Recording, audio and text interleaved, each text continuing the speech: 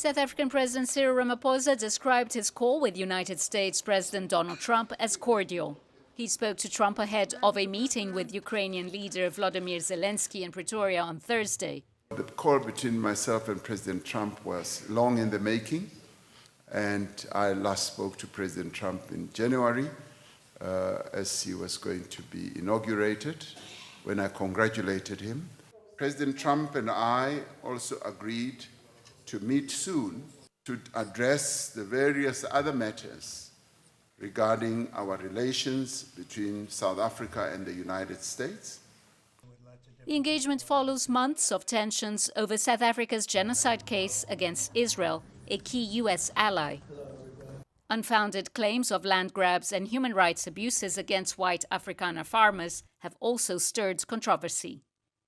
Washington has shown disdain for South Africa's race-based land reform laws aimed at redressing historical imbalances, sensitive issues Ramaphosa will have to address when he meets Trump. It's not something which emerged now suddenly as a perception about South Africa.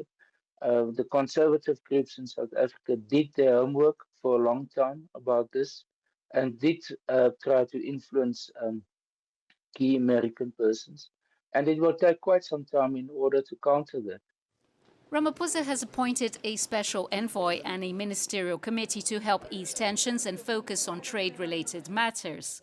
The committee, made up of international relations, trade and agriculture ministers, is expected to meet soon with U.S. officials.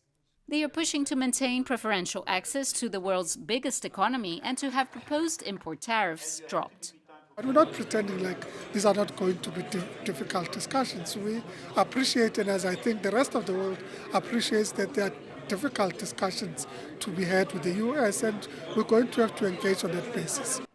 Pretoria has a long-standing relationship with Washington dating back to the late 18th century and remains confident of a positive outcome.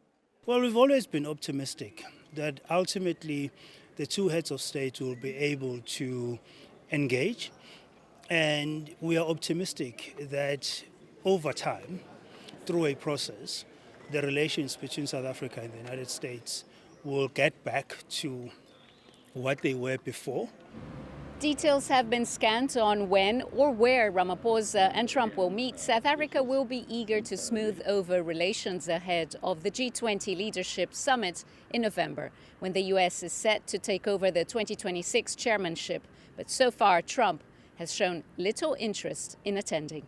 Julie Shara, CGTN, Cape Town.